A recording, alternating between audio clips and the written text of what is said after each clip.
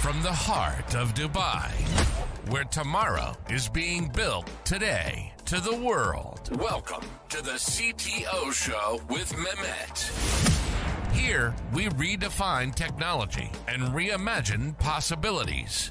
With Mehmet, delve into the riveting realms of AI, cybersecurity, and digital technology.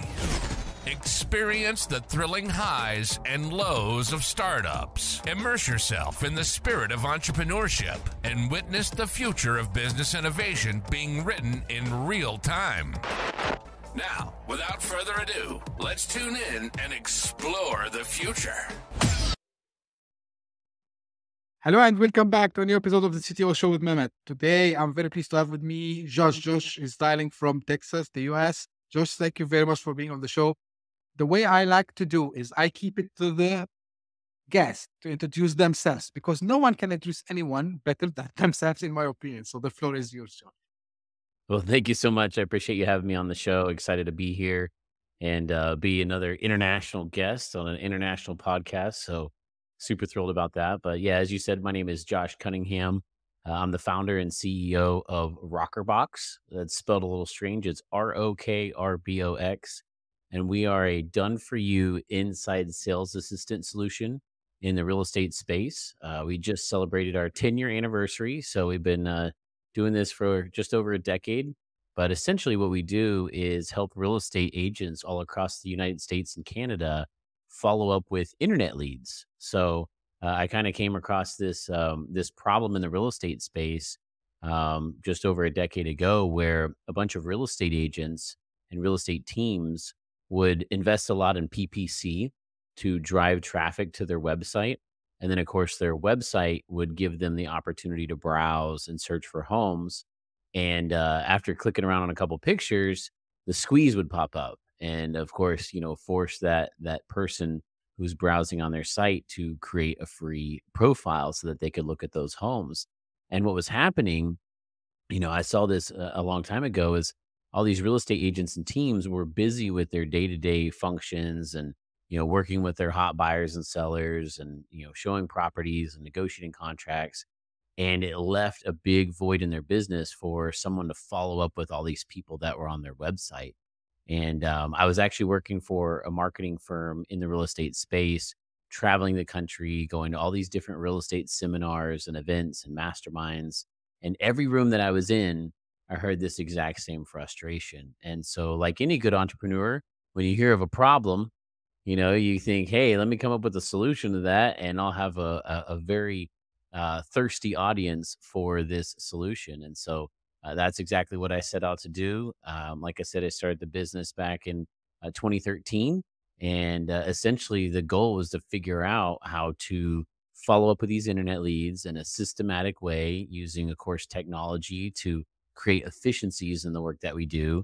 But it was still very much a human element to it. Lots of phone calls, lots of text messages, lots of emails to talk to these leads and figure out where they were in the buying process. Some of them were just nosy neighbors and Scooby-Doos and people kicking tires, but about 10% of the traffic that was landing on their website and registering actually had an interest in buying or selling real estate. And so, we figured out ways to call them systematically, text them and email them, and highlight those few people that were actually motivated and needed the expertise of a real estate agent. And so that's where the name Rokrbox comes from. It's an old gold mining tool that they used to use to separate sand and gravel from gold. And so we use that analogy when we think of people's internet leads, because there's a lot of sand and gravel and dust and dirt. If you're familiar with any type of sales funnel where you're, casting a wide net online and driving traffic to your website,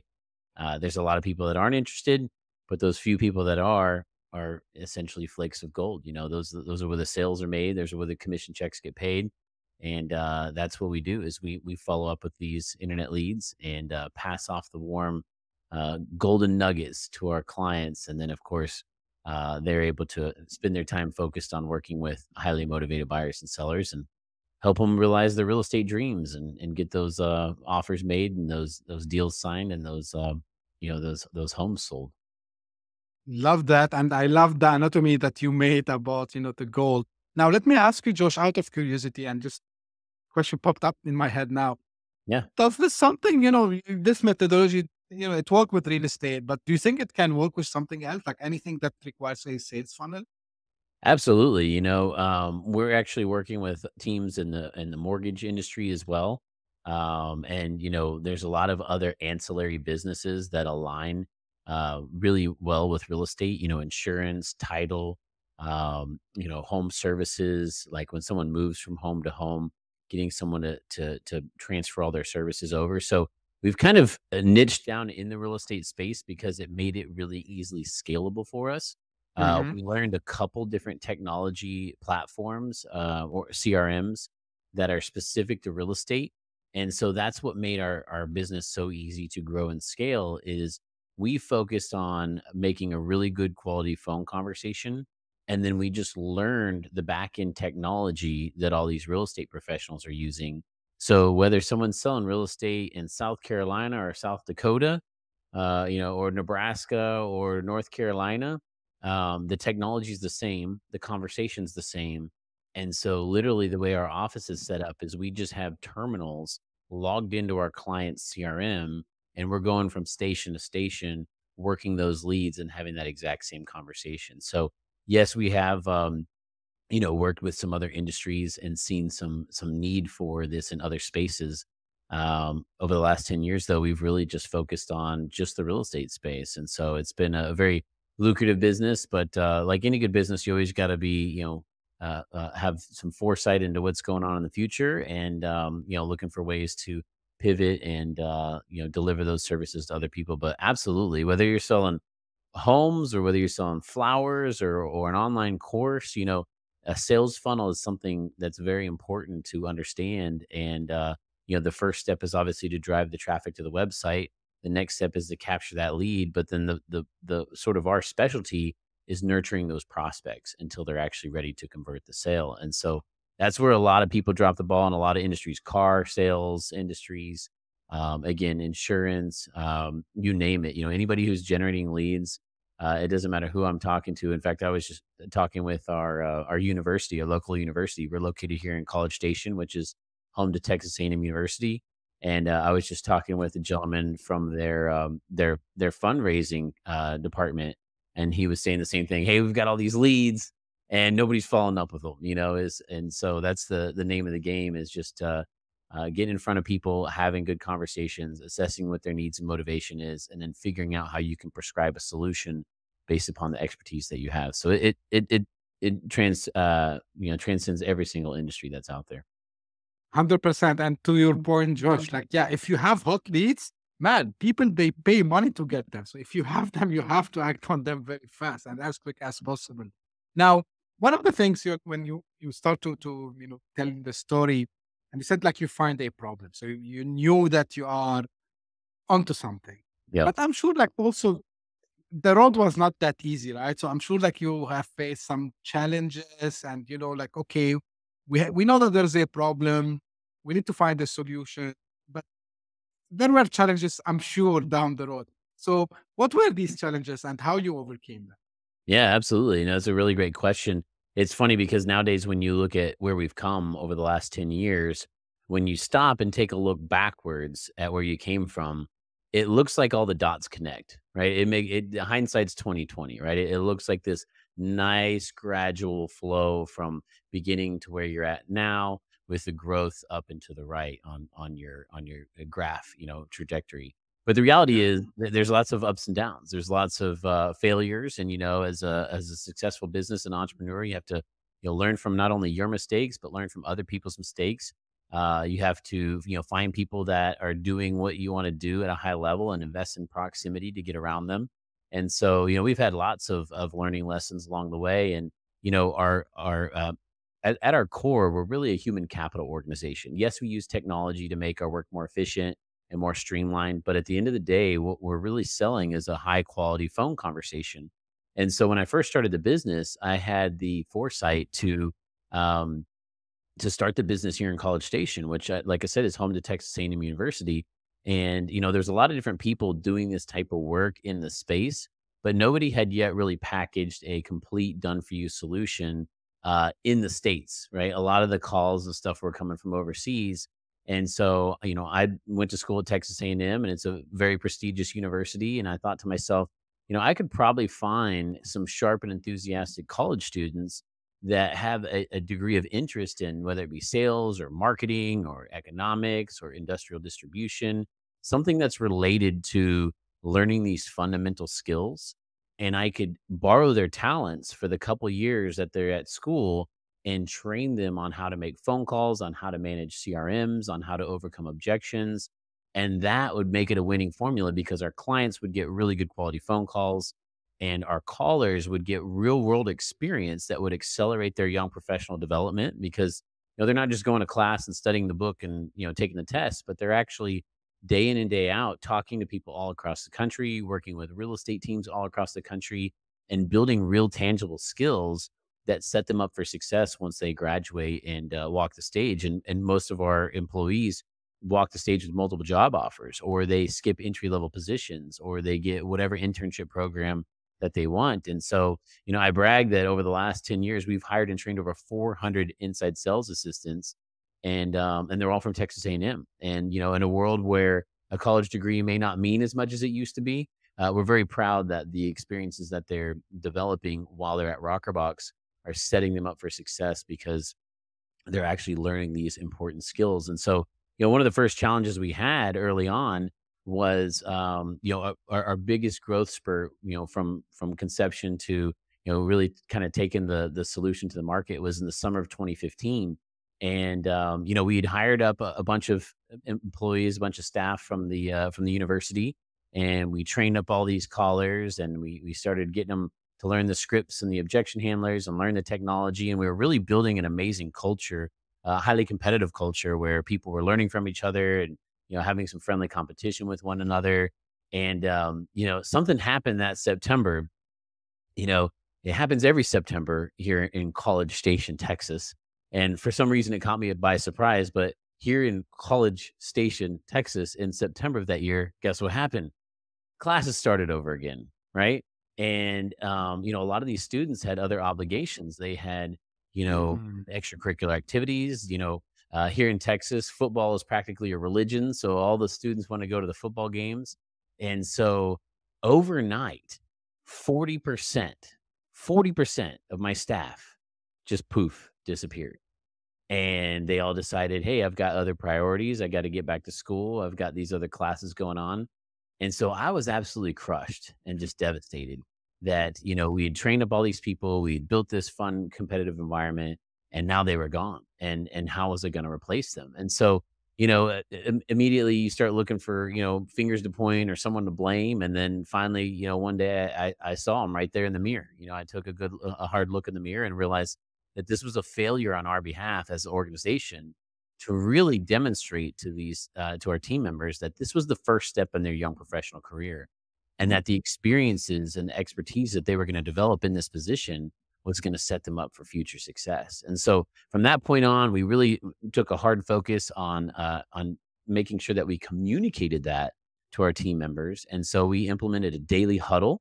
And so every shift when our team would come in, we would have a daily huddle, and we would, talk about the accomplishments of the previous day. We would, sharpen our skills and actually work on some of the scripts and hone our craft. And then we would have a moment where we would connect with each other and just have kind of a fun icebreaker, personal conversation about things that are interesting to us. And then the last piece of that huddle was the motivation factor, was setting the goals and making it known to our peers so that they could help us hold us accountable, and then also celebrate those victories. And so that was one of the most important tools that we implemented to our culture to really set the stage and let it be known that this work is important, that it's meaningful, and that if you put a lot into it, you're going to get a lot out of it. And that was one of the big turning points in our business, was really just that big turnover that we had, and realizing that that was a failure on our behalf as an organization, that we weren't communicating well enough, that this work, although it's not the most desirable work. People don't, wake up every day and dream of going into a call center and making a bunch of, cold calls all day. But we found a way to make that work fun and meaningful and fruitful and rewarding for everybody. And that's really been, the key to our success over the last 10 years, is having a really strong company culture where we celebrate people's success and we make sure that by the time someone leaves at the end of a shift, that they're a better version of themselves as well. That's great. And actually, you answered the question that I have prepared about the culture. So, and I love when I see someone like you, Josh, who gives importance to the culture. And, because you did it on a large scale also as well. So we're not talking about just like 10 people or 20 people, like it's a large number of staff. And, we discussed this with a lot of guests and we figured out, or like, there's a trend, but it seems like you broke this trend.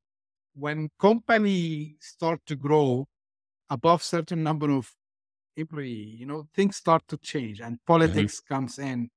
So it's really, okay, you mentioned some of the things that you were doing, but is there anything also that can highlight on how business owners, founders, entrepreneurs, if they are going to have like large teams in the future, what they can do to keep this culture? Because, when they are small, yeah, like, we say they are family and, but at some stage, it's not like family anymore. Like you have maybe Oh, yeah. 1,000, 2,000 people. What's the secret sauce? Yeah, it's a great question, and it's actually one of my new well, not new passions. I've always been passionate about it, but it's a new project of mine. I'm launching a new mastermind group called 5-Star Company Culture because looking back on the success that we've had, you got to obviously have systems in place, right, where you document your processes and you're able to duplicate the efforts and the results. You've got to have really good quality talent, to actually implement those systems and help improve them as well. But the foundation of it all, the base layer of building a huge business empire on is having a strong company culture. And the analogy that I use, I used to live in downtown San Diego, and I'd look out my high-rise apartment building and see them building skyscrapers on a daily basis. And the number one sign of how tall the building was going to be was how deep the hole they dug, because that's step one. And to me, that's company culture. You can't build a huge skyscraper on shaky ground, And so before I ever even made my first hire, I had very clearly defined what my company core values were. And, we say at Rokrbox, our purpose is to move people forward. And, it's obvious that we move people forward through the sales pipeline by calling the cold leads and warming them up. But the effect that work has on the teams that we work with, it helps real estate professionals all across the country accelerate their careers because now they're working with warm leads instead of cold leads. And the team leaders that invest in our solution, they're able to leverage out this problem and to a team of experts so that they can focus on the things that help them grow and scale their business. And then again, our team members on a day-to-day basis are getting to sharpen their skills and build real world experiences. And so it's moving their life forward as well. And so everything that we do, it serves that purpose of moving people forward. And we have 5 core values that, like I said, I defined before I ever even made my first hire. They were derived from all the professional experiences that I had had, the good ones and the bad ones, right? What was it that if I'm going to show up to work every day and be around this group of people, what did I want those people to be like? And a company culture and your values should magnetically attract the right people and should magnetically repel the wrong people. There's no compromise. And so when it comes to making decisions about hiring, firing, rewarding, disciplining people, it always comes back to those core values. Is someone living in alignment of the values, or are they incongruent with those values? And so it makes it something that's bigger than each and every one of us. And I'm proud to say that the last 400 hires that we've made, we've selected the people that align with those values. And we've never had to terminate an employee because we have a really great interview process where we walk people through not only the work that we do, but who we are as an organization. And we give them a chance to actually come in and observe what we do before we make that job offer to them. And so we kind of flip the tables on them. So the last step in our interview process is to say, we'll do a phone interview, we'll do an in-person interview, but then we have them come in and be a part of what the work looks like for an hour. And then we send them home and we say, hey, send us an email. Let us know what you think. This is your interview of us, because we don't want to be tricking someone into joining the team. And we don't want someone to be, forcing that square peg into the round hole. We want someone to feel like we're cut from the same cloth, that they believe in what we believe. And that's how we can manage and grow and scale a business without having to just micromanage every detail. If you can attract people to your organization that believe in what you believe in as a leader, then those people are going to do the right thing when you're not looking and when you're not around and when there isn't necessarily a step-by-step process that's already been ironed out. And so that's really the key to it all, is having a 5-star company culture. And it's been great because, like I said, I lived in San Diego for the last 5 years while the business remained in Texas. And I was only able to do that because, our culture gave me the freedom as an entrepreneur to go and enjoy life, with my wife and my kids and my family, out on the West Coast, and, check in on Zoom meetings. And in fact, a couple of years ago, when the whole world shut down, my wife and my daughter and I hopped in an RV and traveled the country and basically checked in with the business, a couple times a week through a phone call or a Zoom meeting, because we had established that winning company culture. And then, of course, that culture helped build the systems and attract the right talent to the organization.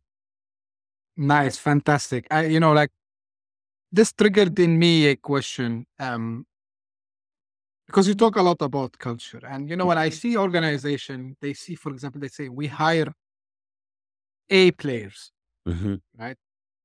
Now, I want to see how this A player mentality fits, or maybe it doesn't fit with the 5-star that you just talked about. What's your take? Yeah, no, I believe that it should be every business's goal out there to hire A players. And you ask yourself, well, how is that possible? Because not everybody is an A player. But you know what? Your organization doesn't have to be everybody. We've all seen those mediocre businesses. We've all done business with a company that we immediately had buyer's remorse. We've all been in a situation where maybe the customer experience was not handled up to our standards, and that's because you're dealing with the business that is okay with hiring B and C players. But, it's just a commitment that you make as a leader and as an entrepreneur to determine that, these are the things that we want to have happen in our organization. And these are the things that we are not going to put up with. And again, A players are going to be attracted to an environment like that. I always say that, accountability is love, right? And that champions crave accountability. You think about the best of the best athletes in the world. Imagine if they were out to go and play a football game and there was no stripes painted on the field and there was no scoreboard up in the end zone keeping score and there was no clock, keeping the time. They would have a really hard time dealing with that because they're a true champion and they want to be measured and they want to be accountable and they want to put forth a good effort and they want to improve on that effort. So you're right. Not everybody is an A-type player, but let the other organizations hire the Bs and the Cs. It's no need to just settle for B and C players. You want to have the right type of people in your organization. And that's exactly what we've done at Rokrbox. Like I said, our talent pool is students from Texas A&M, whereas a lot of people, a lot of, call centers, a lot of competitors in our space just look for the cheapest employee, right? Who's willing to do this work for the lowest hourly rate. And that's not what we're looking for. We're proud to pay our employees a very, competitive market rate because we know that their talents are what help drive the success of the business. And again, the whole observation step in our hiring process, we probably eliminate 60% of the applicants that on a resume look good, on a phone interview look good, in person look good. But then when we actually show them, hey, this is the level of productivity that we're performing at. These are our standards. These are our expectations. And these are the values that we live by. 60% of them decide, hey, maybe that's too much. Maybe I was looking for something that didn't require so much, didn't demand so much. And that's great because they make that decision before we ever make the mistake of bringing them into our organization. And that's how we've been able to have such great employee retention and deliver such exceptional customer experiences because we're bringing the right people into the organization. So that's another tool that I highly recommend. It's been incredibly successful for us is have an observation in your hiring stage so that you're not just, going off of the interview or the resume, because who's ever going to fill out a resume and put negative stuff on there? Nobody, right? You're going to embellish and make yourself look as good as possible. Right. Who's ever going to show up to an in-person interview and be like, well, I don't really know if I want this job or not. No, everybody's always going to show you the best version of themselves. And so that's why we give people an observation to interview us and ask all the questions about what the expectations are, what the standards are, what the values are, then they self-select themselves. And it's great because one of two things will happen at the end of that observation. One, we'll never hear from them ever again, right? Some will send an email and say, "Hey, thanks for the opportunity. I appreciate it." But most of them just lose contact from us. They're like, "Wow, these people are a bunch of, highly productive weirdos. I don't want anything to do with that." But the other thing that will happen is we'll get an email reply, and it's like a persuasive essay. I mean, it's paragraphs long of the things that they observed, the things that they're attracted to, the things that they see are going to fit and align with what they're looking for in a job, in a career. And they're basically convincing us that this is meant for them, that they've been waiting for this opportunity to arrive in their life. And so that's just another a thought to have is think about the opportunity, hopefully, that you're providing for people to grow as a professional. There's someone out there right now today that's either at some other job that they don't like, or they're in the market searching for something and they're thinking, man, I just wish there was something like this for me. And hopefully that can be you to provide that to that A player, that opportunity for them to really grow and shine. Why not? Like this is why this show exists. And, I have a lot of, majority actually of the audience are based in the US. So I hope that someone is listening to this episode or they are watching us. Now, shifting a little bit gears, Josh, like kind of, you have the mix of real estate and tech, right? So you use tech a lot. Yeah. So how do what are you seeing, let's say, the trends in technology regarding real estate? Because, everyone talks about nowadays real estate tech or prop tech, Yeah. and do you think there will be any groundbreaking technologies that will disrupt the industry in the coming years? Yeah, I mean, what we've seen over the last 10 years, a lot of it's fundamentals, right? Like having a website, having a capture form, and on the back end, having a CRM. And a lot of people invest, a really pretty penny into some of the most elaborate and expensive CRMs out there. And really the problem that we solve is not just using the CRM. Like you have to understand that the technology is meant to make your work more efficient, but there's still work involved. Right. And so in the world of real estate, the biggest myth is that real estate agents sell homes. They don't sell homes. What they sell is professional services, right? You're interrupting somebody's search for a property and offering services to help facilitate that transaction. And so there's a lot of, communication that has to come from the real estate agent about why they're the best choice for someone to trust their largest financial investment with you, of all the other thousands or millions of realtors. And so, it comes down to utilizing the technology to make your work efficient. I always tell our clients all the time, you're not a robot, right? So use the technology to track your conversations, to record your notes, to have a history of your emails and your text messages. And a lot of these CRMs have been doing that for a very long period of time. Some of the evolution of the technology that we've seen is there's some AI now that's involved on the texting side. So that's another way to sort of leverage your time to lean on some technology so that you're not having to get stuck in the nitty gritty of, sending back and forth a bunch of text messages. Same thing with emails. I mean, drip campaigns have been out for a really long time, but, people are using email campaigns to, again, communicate. The number one complaint that a customer ever has with their real estate agent is communication. They didn't communicate enough, right? So there's lots of ways, again, that you can lean on technology to make your job more efficient by having, AI, texting and having conversations with people, having some email campaigns built out that stay in communication and not just in the lead attraction and conversion state, but in the delivery, right? Once you get someone to be your client as a real estate agent, well, now you have to deliver everything that you promised. And a lot of that is communicating and staying in touch, right? About what's happening with the listing or what's happening with the offer, or what's happening with the negotiation. And so using technology to stay in constant communication with your clients it's really a fundamental element of good business. But yeah, we've seen a nice evolution of, people in this space that have leaned on some of the heavy CRMs to do that. In addition to that, obviously there's, all sorts of virtual calling solutions. So one of the milestones in our business was when we were able to implement a live transfer.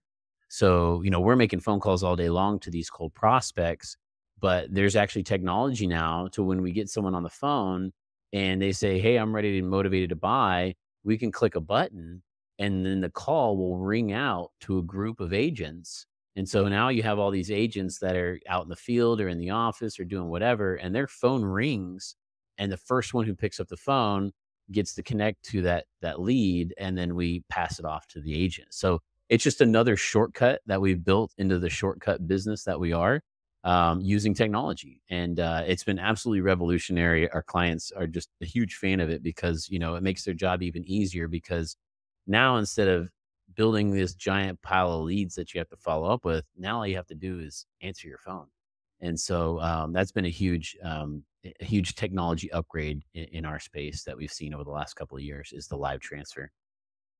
That's cool to know. And I hope even Dubai is also very active in real estate. So hopefully, if someone is listening or watching, they would get some ideas um, from this conversation also as well. Just we almost coming to the end. So I like to focus a lot on entrepreneurship, right? And Mhm. whatever doesn't matter which vertical you are in. So entrepreneur for me is an entrepreneur. It's someone has special traits. So in your opinion, what is?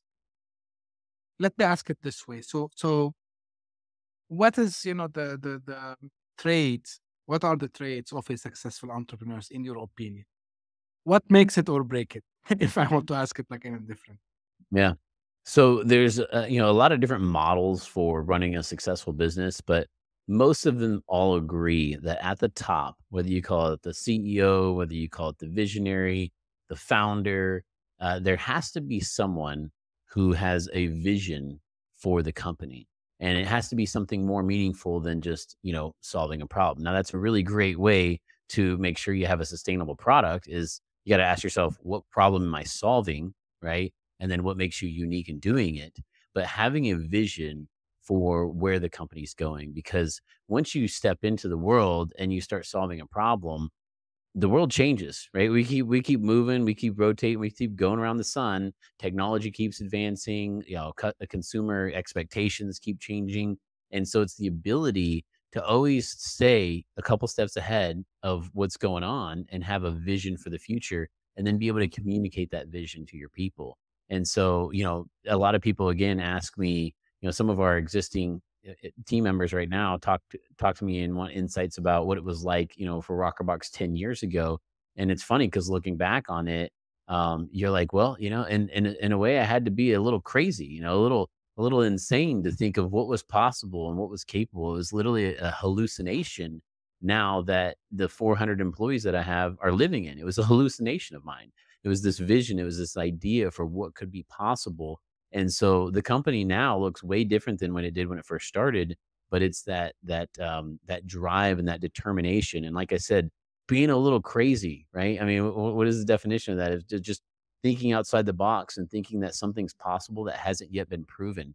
Having that faith and that belief in what you can do to make the world a better place. And so I think that's I'm a part of a lot of entrepreneurial mastermind groups, and share a lot in common with many different people and many different industries. And I would say that's one of the most common denominator elements of a successful entrepreneur is they have the confidence to change the world as they see fit.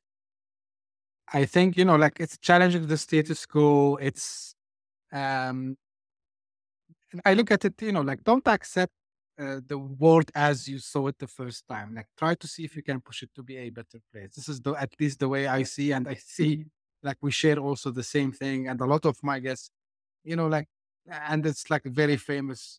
The people who are crazy enough to believe they can change the world are actually the people who, right? So, uh, Exactly. yeah. So I'm a big believer in this, and um, I have a famous question which I end usually with. Is there anything, Josh, you wished I had asked you and how you would answer? Um, you know, I I guess the only thing I really didn't touch on is just, my drive, my purpose. I said my purpose is to move people forward, but really what Yeah, excites please. me, yeah, what excites me and gets me to get out of bed in the morning and work those extra hours is really just, the legacy, and I met the love of my life 6 years ago. We're actually going to be celebrating our 5-year wedding anniversary this year, and actually just dropped off our daughter at first day of school literally an hour Oh, ago. So it's just super fun and exciting to get to see how, the things that I've learned in my life, the hard lessons, the failures, the perspectives that I've gained, to have the opportunity to pass that on to the next generation, just really tickles me to death. And so that's what I'm really excited and passionate about, is, creating a world of opportunity for the next generation in my family. And, that's just something that I get very excited about.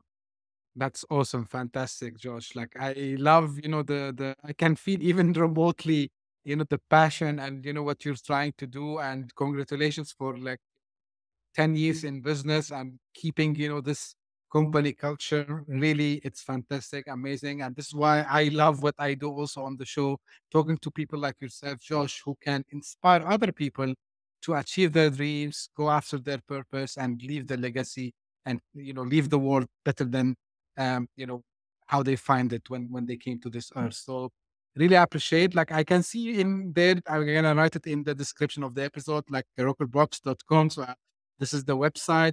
And I think people can connect with you on LinkedIn, right, Josh, as Yeah, well? certainly. Yep. Yeah. Yeah. LinkedIn, So I will put that link also as well. Yeah.